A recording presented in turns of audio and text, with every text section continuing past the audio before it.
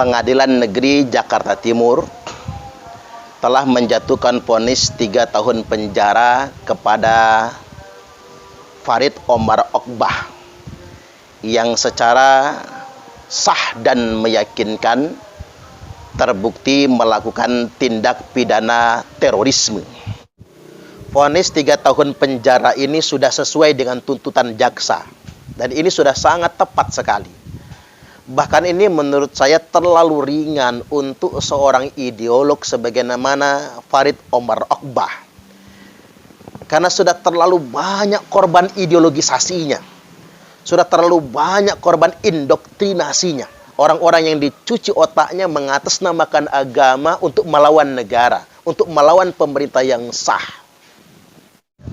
Lantas kemudian Farid Omar Okbah beserta pengacaranya merasa terzolimi. Dizolimi oleh putusan pengadilan. Ini menurut saya merupakan penghinaan terhadap pengadilan itu sendiri. Penghinaan terhadap proses peradilan yang ada. Tahukah antum bahwasanya kezoliman yang paling besar adalah menjadi khawarij?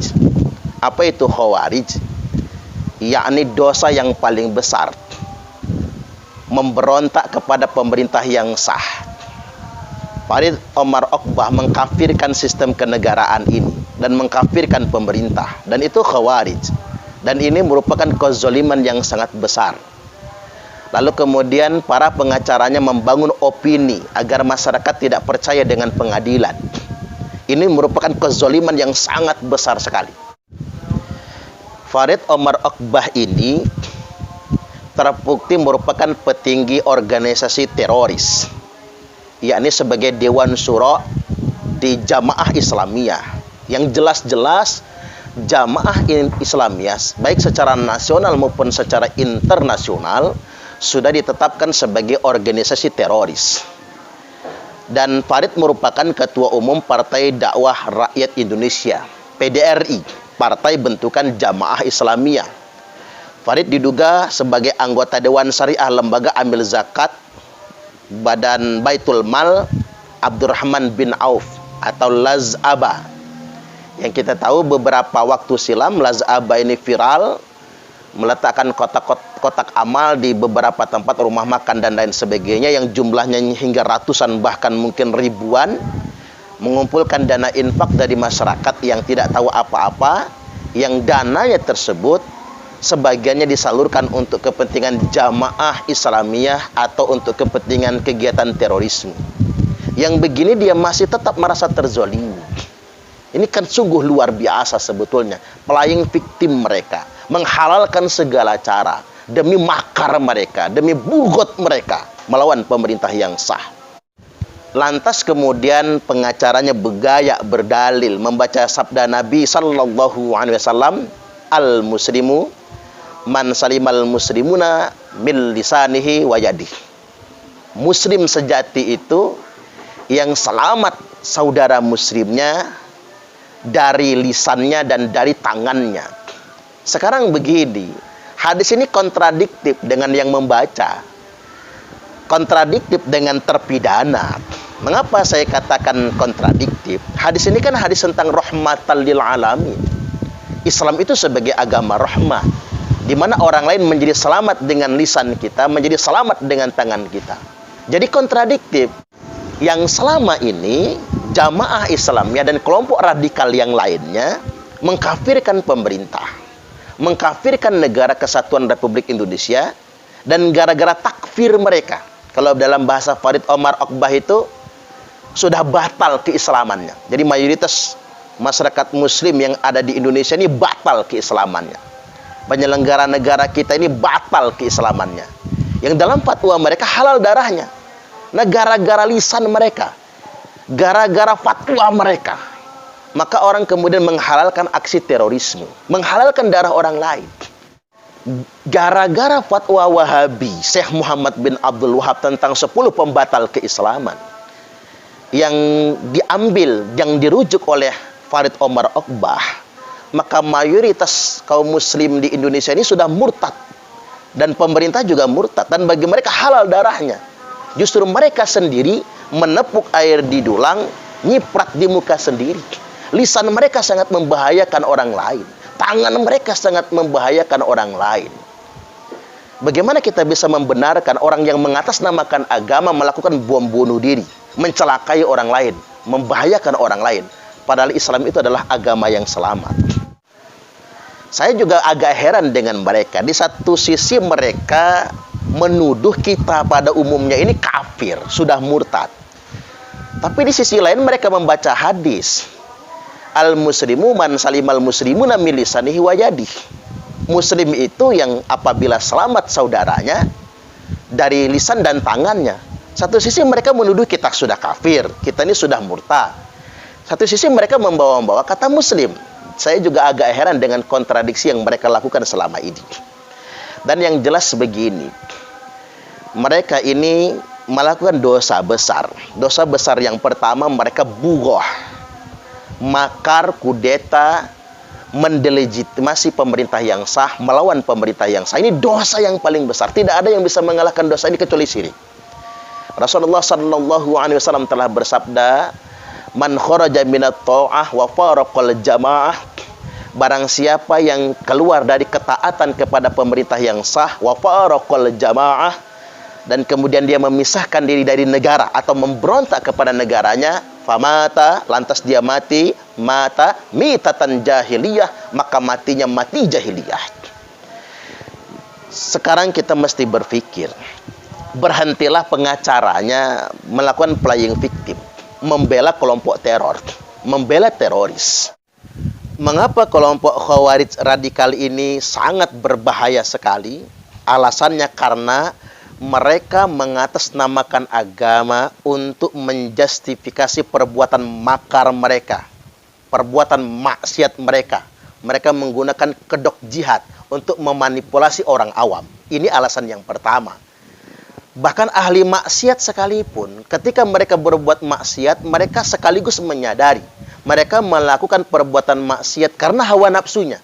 Tapi Khawarij radikal, mereka melakukan perbuatan maksiat mengatasnamakan jihad agama. Ini sangat buruk sekali. Yang kedua, mereka menggunakan slogan la hukma illa lillah. Tidak ada hukum kecuali hukum Allah. Ini kan slogan Khawarij. Yang dipakai Farid Omar Okbah itu, Zain An-Najah, Anung S. Hamad, adalah slogan Khawarij yang dulu digunakan oleh kelompok Khawarij untuk mengkritik Nabi Sallallahu Alaihi Wasallam. Nabi saja mereka kritik dengan slogan ini, yang mereka gunakan untuk melawan para sahabat sampai menghalalkan darah Imam Ali, dan mereka membunuhnya dengan slogan Khawarij, la hukma illa lillah, yang sekarang dipakai oleh kelompok radikal termasuk Jamaah Islamiyah. Baik, seandainya kita semua bingung, sekarang ini banyak betul orang membangun narasi atas nama agama, mengutip Al-Quran, mengutip hadis dengan berbagai macam penafsirannya. Seandainya kita bingung betul mau berpihak kepada pihak yang mana, maka pilihan yang paling selamat, kata Nabi, wahyal jamaah, yakni al-jamaah, yakni negara.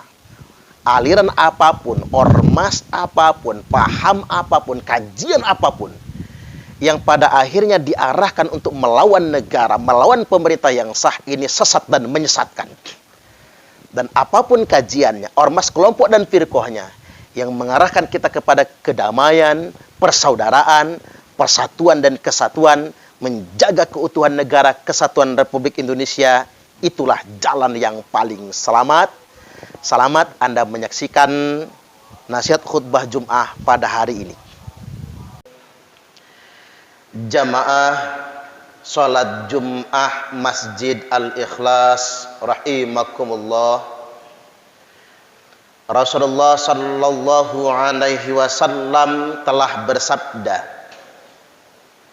al-muslimu man salimal muslimuna min lisanihi wa yadihi.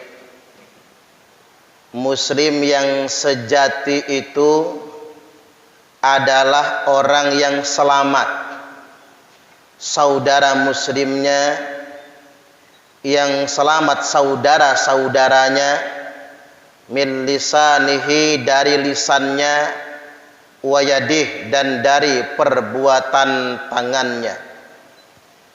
Sabda Nabi ini menunjukkan sejatinya Islam itu sendiri.